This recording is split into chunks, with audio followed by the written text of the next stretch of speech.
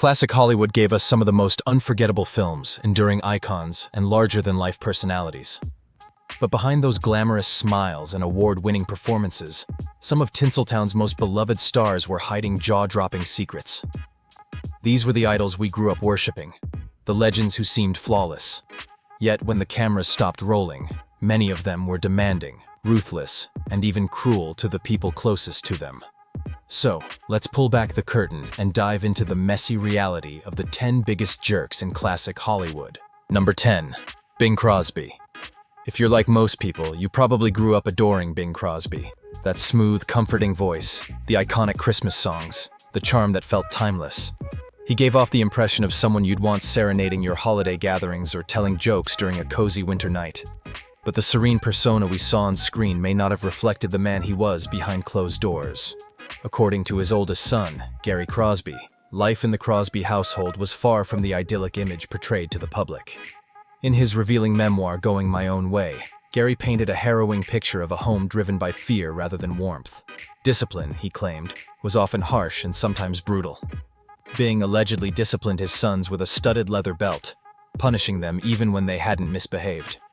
Gary recalled being punished for his brother's wrongdoings, punishment he didn't earn. But perhaps the most chilling revelation came from the household staff, who reportedly employed a horrifying method called the drowning treatment, where the children were dunked in bathtubs if they dared to speak after bedtime or got up too early. This wasn't just tough love. It was psychological trauma masquerading as discipline. The emotional aftermath was lifelong. Gary and his brothers, Lindsay and Dennis, carried the scars of their upbringing well into adulthood. Both Lindsay and Dennis struggled deeply with depression, and tragically, both would go on to die by suicide. While there's rarely one single cause for such tragedies, Gary strongly believed that their childhood, marked by silence, shame, and a persistent feeling of inadequacy, left emotional wounds that never healed. And it wasn't just at home where cracks began to show. Even Crosby's professional relationships revealed signs of friction. His on-screen chemistry with Bob Hope, his co-star in 7 wildly popular Road to films, seemed perfect. But off-screen, the relationship was far from friendly. Friends later shared that Hope privately confessed he didn't like Bing at all, and at times, outright hated him. What the public saw as playful banter was often masking deep resentment. So next time you hear White Christmas, it may carry a somber undertone. The man who delivered such beautiful music also carried a darkness that echoed far louder than any carol.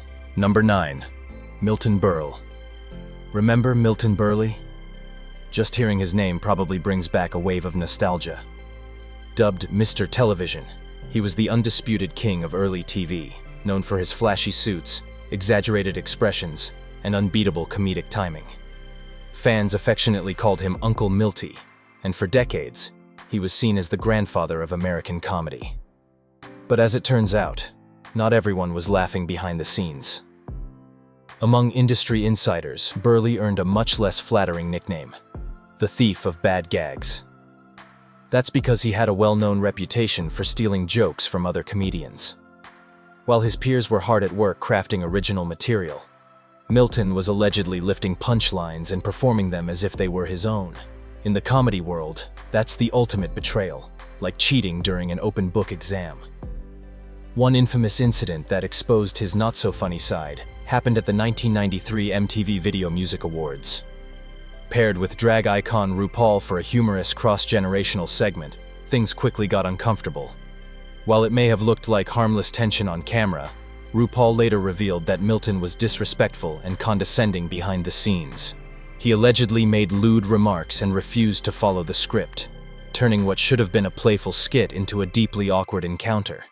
The experience was so disheartening for RuPaul that they ended their relationship with MTV altogether. But perhaps the biggest disaster of Berle's career came during his 1979 hosting stint on Saturday Night Live. What was meant to be a triumphant return for a living legend turned into a complete meltdown. During rehearsals, Milton tried to hijack the entire production, ignoring writers, stealing the spotlight, and forcing in outdated routines that simply didn't land. He wanted the laughs, even if he had to drag them out of the audience. Lorne Michaels, the show's creator, was so appalled that he banned Berle from the show permanently. That episode was so bad, NBC refused to re-air it for decades. When bootlegs eventually surfaced in 2003, viewers finally saw just how rough it truly was. It's just another example of how the bright lights of Hollywood often conceal some very dark shadows. Number 8. Zsa Zsa Gabor. The very mention of Zsa Zsa Gabor conjures images of glamour, elegance, and unmistakable old Hollywood charm. With her distinct accent, sparkling personality, and countless quotable lines, she captivated audiences for decades. People saw her as a fashion-forward, larger-than-life figure, the queen of style and sophistication.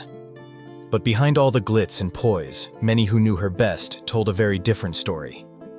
According to friends, assistants, and even some family members, Zsa Zsa could be incredibly controlling, difficult, and obsessed with appearances. While she dazzled on camera, her charm often wore thin behind the scenes. Those who got close to her frequently described feeling pushed away or undervalued. Her relentless focus on image sometimes made her seem cold and detached from reality. One particularly unforgettable moment came in 1989, when Zsa Zsa was pulled over by a Beverly Hills police officer. Instead of simply cooperating, she slapped him, literally struck an officer across the face. That impulsive act landed her in court and earned her a brief jail sentence of 3 days. But rather than expressing remorse, she treated the incident like a badge of honor, often joking about it in interviews as if it were just another glamorous tale. Nowhere was her complicated nature more visible than in her relationship with her only child, Francesca Hilton. In the beginning, things seemed picture perfect. Francesca often joined her mother at public events, smiling for the cameras. But as she grew older and chose not to conform to her mother's strict beauty standards, refusing to wear makeup or maintain a polished appearance, their relationship began to deteriorate. For Zsa Zsa, appearances were everything, and when her daughter didn't fall in line, their bond began to fracture. The real heartbreak came after Francesca's father, hotel tycoon Conrad Hilton, passed away. Given his enormous fortune, many assumed Francesca would inherit a significant portion. Instead, she received just $100,000, a mere sliver of the estate. She fought in court for a larger share, but the prolonged legal battles drained her both emotionally and financially. Throughout it all, Zsa Zsa offered little support. As the years went on, Francesca's situation grew dire. Struggling with her health and unable to make ends meet, she spent her final days in financial ruin. Despite her famous last name, she died alone in Beverly Hills with almost nothing. It's a sobering reminder that fame, money, and prestige often mask painful realities, and that not even a life under the spotlight guarantees love, care, or compassion. Number 7. Errol Flynn. Errol Flynn was the very definition of Hollywood royalty during its golden years. A dashing, sword-wielding icon whose charm, rugged good looks, and starring roles in adventure classics like The Adventures of Robin Hood made him a household name. To audiences, Flynn symbolized romance, thrill, and fearless masculinity. He was the epitome of swashbuckling elegance and effortlessly became the face of high seas heroism. But beneath the polished image and blockbuster appeal was a man surrounded by controversy, questionable choices, and personal demons that haunted his legacy. As his Hollywood star rose, Flynn's private life began to unravel in ways that shocked even his most devoted fans. The most damaging blow to his reputation came in 1942, when he faced not one, but 3 separate statutory rape trials. Although he was acquitted in every case, the scandal clung to him, tarnishing his once pristine image and creating a dissonance between the charismatic roles he played and the man he truly was. The public struggled to reconcile the courtroom allegations with the swashbuckling hero they saw on screen. Flynn also developed a reputation for living recklessly, indulging in heavy drinking, wild parties, and a lifestyle that gradually took a toll on both his health and his career. As time wore on, the charming lead roles dried up, replaced by characters that more closely mirrored his off-screen reality. Broken, aging, and often intoxicated. His once dazzling Hollywood career began to falter, unable to compete with his deteriorating public persona. His personal life was just as turbulent. His marriages were scarred by infidelity, and his relationships with women were frequently strained. Former partners and spouses painted a picture of a man who struggled with commitment and often veered into self-destruction. His parenting also left much to be desired, with connections to his children described as distant and troubled. By the time Flynn passed away at just 50 years old from a heart attack, his body had aged far beyond his years.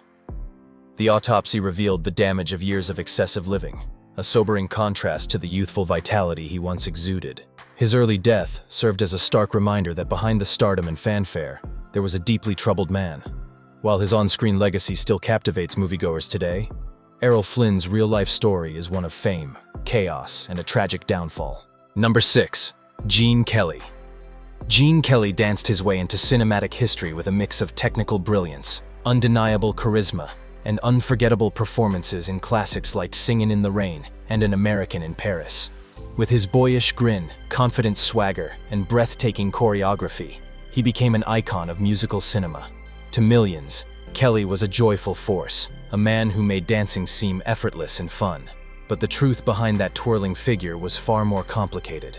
One of his most famous dance partners, Sid Charisse, once returned from a rehearsal so battered and bruised that her husband immediately guessed who she'd been working with. "You must have been dancing with Gene Kelly today," he reportedly quipped. While it may sound like a joke, the bruises were no laughing matter. Kelly was notorious for pushing his dancers, and himself, to the brink, often letting his perfectionism turn into aggression. His fierce dedication to excellence frequently left his co-stars physically and emotionally exhausted. And Kelly's controversies weren't limited to the studio floor. In 1970, a shocking report surfaced claiming that he had quietly donated £20,000 to the Provisional Irish Republican Army. The donation was said to have occurred during a private meeting with the group's leader, during which Kelly allegedly insisted, "This money is for guns. I don't want it going to do-gooders." The revelation clashed jarringly with his cheerful, clean-cut image. His widow, Patricia Ward Kelly, later dismissed the entire story as a fabrication.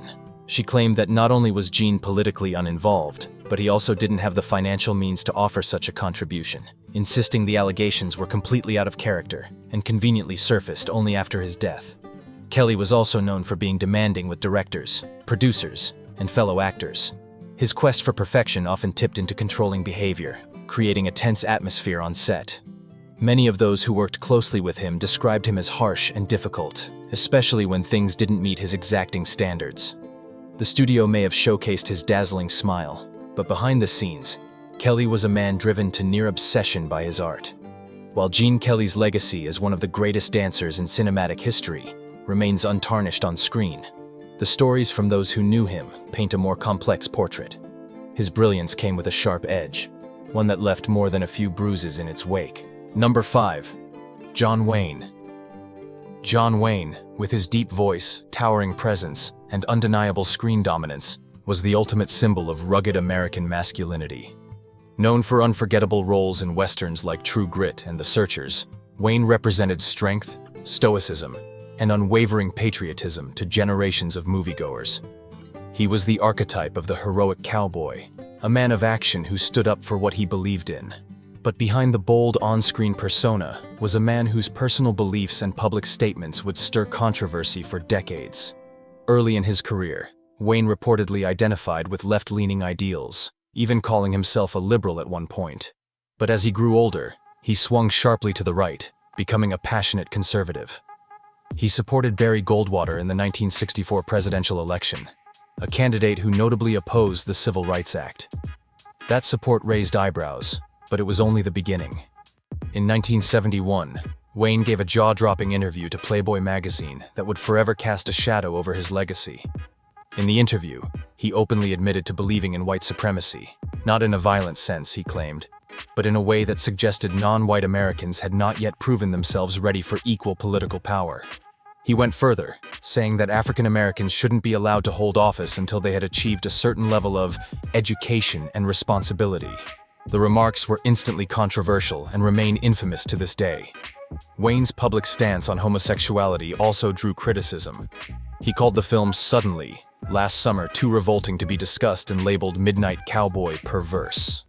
And yet, somewhat ironically, he formed a genuine friendship with Rock Hudson, a gay actor, during the filming of The Undefeated. Their bond continued until Wayne's death in 1979, revealing a more nuanced side to his personal relationships that often contradicted his harsh public rhetoric.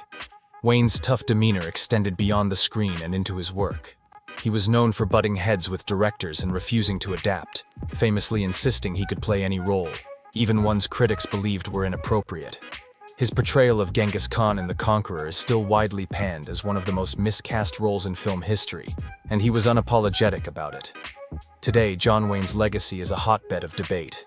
While some continue to idolize him as a true American hero, others view his name as a symbol of outdated and offensive views.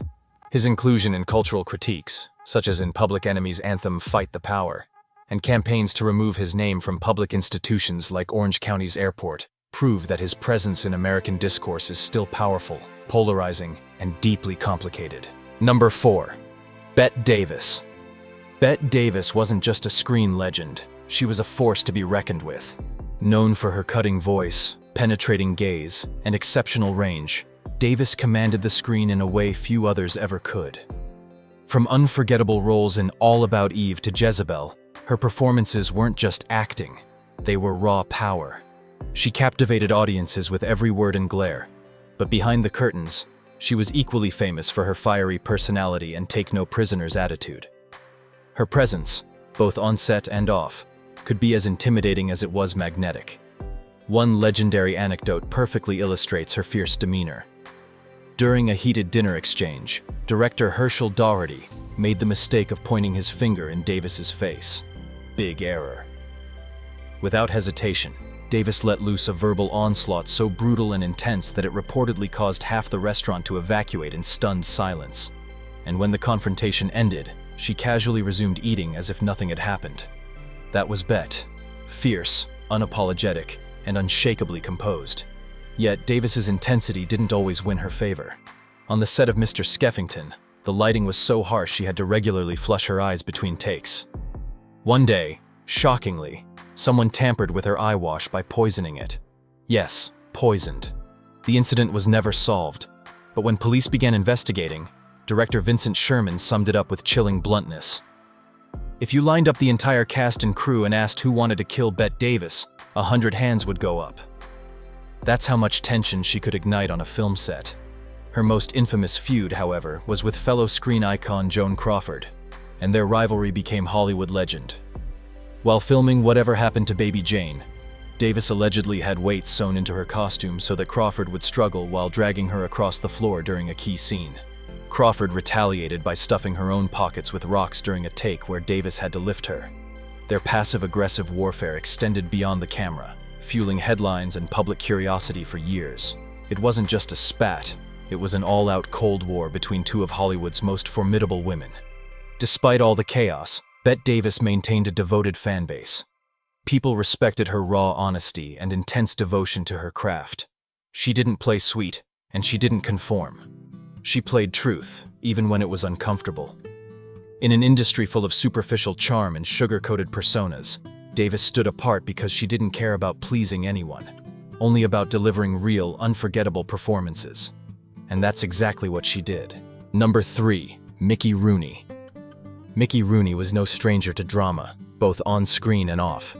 With a staggering 8 marriages and a long list of extramarital entanglements, he earned a reputation as one of Hollywood's most infamous romantics. Or, depending on who you ask, serial heartbreakers. But the turmoil in his personal life went far beyond relationships. Rooney's world was drenched in scandal, secrecy, and the kind of behind-the-scenes gossip that could make even the most seasoned celebrity watcher raise an eyebrow. In his bombshell autobiography, Life is Too Short, Rooney lifted the veil on his private life in jaw-dropping detail. He didn't just discuss his own escapades, he also exposed the secrets of fellow stars, often without their permission. He gleefully recounted countless affairs and didn't hesitate to include risque, deeply personal stories. One particularly scandalous account involved his romantic involvement with actress Norma Shearer, which reportedly created significant unrest on the set of Marie Antoinette. Studio boss Louis B. Mayer was livid, and Rooney's standing within MGM began to suffer as a result. Rooney didn't stop there. He made the bold claim that he visited a brothel for the first time alongside comedian Milton Berle, and that he once witnessed actress Tallulah Bankhead engaged in a same-sex encounter. These weren't just stories. They were confessions, often invasive and unfiltered. He even outed close friend Judy Garland, revealing a brief same-sex relationship, and went so far as to make explicit remarks about his ex-wife Ava Gardner's anatomy. Many readers were shocked by the book's salacious tone and Rooney's apparent disregard for the privacy of others. In 2019, journalist Craig Bennett reignited the fire with his book True Confessions of a Shameless Gossip. In it, he painted Rooney as selfish, egotistical, and downright abrasive. But perhaps the most disturbing accusation he relayed was that Rooney, then 24, may have had an inappropriate relationship with a 14-year-old Elizabeth Taylor during the filming of National Velvet. Although these claims remain hotly debated and unverified, they added another dark cloud to Rooney's already complicated legacy. Despite the controversies, Mickey Rooney maintained a successful career on screen, charming audiences with his energy, charisma, and all-American appeal. He could act, sing, dance, and bring joy to any role, which made him a staple in Hollywood for decades. But those who worked closely with him described him as brash, arrogant, and often difficult to manage. In his later years, Rooney began to poke fun at himself, appearing in satirical skits and animated series like The Simpsons. But when his autobiography dropped, fans expecting nostalgic reflections were instead greeted with tawdry tales and outdated views. What could have been a celebration of a long and dynamic career felt more like a scandal sheet. Mickey Rooney may have once been America's boy next door, but his personal choices and outspoken nature ensured that he left behind a legacy wrapped in both charm and controversy. Number 2. Jerry Lewis. Jerry Lewis was the comedic dynamo who brought laughter to millions with his slapstick antics and devoted himself to philanthropy with a passion few could rival. On stage, he was electric, an unpredictable whirlwind who could shift from hilarious to heartfelt in a blink. Off stage, he dedicated decades to raising enormous sums of money through his famed telethons for muscular dystrophy, becoming a household name for both his comedy and his charity work. But while audiences adored his clownish charm, the man behind the act often proved to be far more complicated. For many, Lewis was a walking contradiction, a genius performer with a volatile ego and unpredictable moods. His legendary telethons, while revolutionary in raising funds, attracted criticism for how they portrayed people with disabilities. Detractors argued that Lewis relied heavily on pity to stir donations, turning real struggles into emotional bait. Lewis, however, insisted that the money raised justified the tactics, even if others saw it as exploitative. And controversy wasn't limited to his fundraising methods. Over the years, Jerry Lewis built a reputation for being notoriously difficult during interviews. In his later years especially, he became known for being short-tempered, dismissive, and at times, outright hostile to reporters and fans alike. Despite being hailed as a trailblazer in comedy, his views often felt outdated and jarring in the modern world. He once ignited a firestorm by stating that women didn't belong in comedy, calling them baby-producing machines, a remark that offended many, including his peers in the entertainment industry. Behind the scenes, Lewis was dealing with deep personal demons. Years of performing physically demanding routines left him with excruciating chronic pain. In an effort to manage it, he turned to prescription painkillers, ultimately leading to addiction. As his dependency grew, so too did the strain on his career.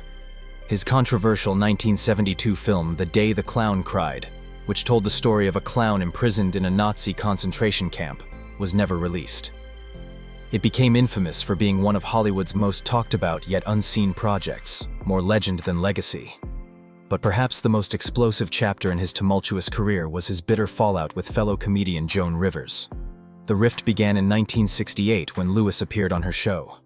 According to Rivers, he made excessive demands, behaved erratically, and abruptly stormed off the set.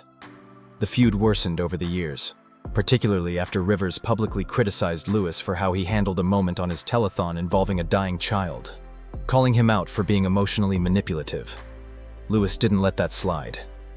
He retaliated through the media and reportedly sent Rivers a threatening letter so intense that she hired bodyguards out of fear for her safety.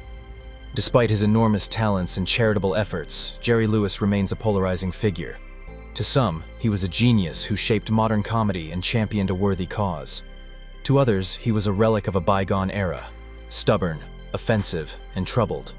What can't be denied is that his legacy is layered, filled with peaks of brilliance and valleys of controversy. A man who brought laughter to the world, but whose off-camera persona painted a much more complicated and darker portrait. Number 1. Charlie Chaplin. Now let's talk about a name that's become synonymous with the very foundation of filmmaking, Charlie Chaplin. He didn't just act in movies, he reinvented the entire medium. From timeless classics like City Lights to The Kid, Chaplin's silent films touched souls around the world. His beloved character, the Tramp, became a universal symbol of endurance, humor, and hope during some of the toughest times in history. But while his on-screen charm was light and whimsical, the man behind the camera was anything but. Chaplin was a notorious perfectionist, demanding total control over every element of his productions. His directorial methods were so intense that many actors and crew members found the experience of working with him mentally and emotionally draining. He was known to scream at his cast, throw fits when things didn't go his way, and fire people without warning. He'd even demand hundreds of takes for a single scene to get everything exactly how he imagined it. The result? Cinematic masterpieces, but at a significant human cost. His personal life was just as turbulent. Charlie Chaplin had 4 wives, all significantly younger than him, and each marriage stirred controversy. He married his first wife, Mildred Harris, when she was only 16. His second wife, Lita Gray, was also 16 when they wed, while Chaplin was in his 30s. That marriage was plagued with accusations of infidelity, manipulation, and emotional abuse, with Lita later speaking out about how deeply toxic the relationship had been. He didn't stop there. At age 54, Chaplin married Una O'Neill, the 18-year-old daughter of acclaimed playwright Eugene O'Neill. The marriage caused a permanent rift between Una and her father, and raised many eyebrows at the time. Though they remained together until Chaplin's death, rumors of him being a controlling and emotionally distant partner lingered for years. Multiple former partners described life with Chaplin as draining and turbulent, citing his infidelity and cold detachment. One of the most controversial moments in his life came in 1943, when actress Joan Barry accused him of fathering her child. Although a blood test proved Chaplin was not the biological father, the court still ordered him to pay child support. Some viewed the ruling as a miscarriage of justice, while others saw it as poetic retribution for his irresponsible and reckless behavior. Despite the chaos that surrounded him, Charlie Chaplin's influence on film is immeasurable. His creativity helped define an entire era of cinema and continues to inspire storytellers across the globe. But like many icons from Hollywood's golden age, Chaplin's legacy is double-edged, an extraordinary body of work forever shadowed by troubling personal truths. His story reminds us that even the most beloved stars often live behind carefully constructed facades.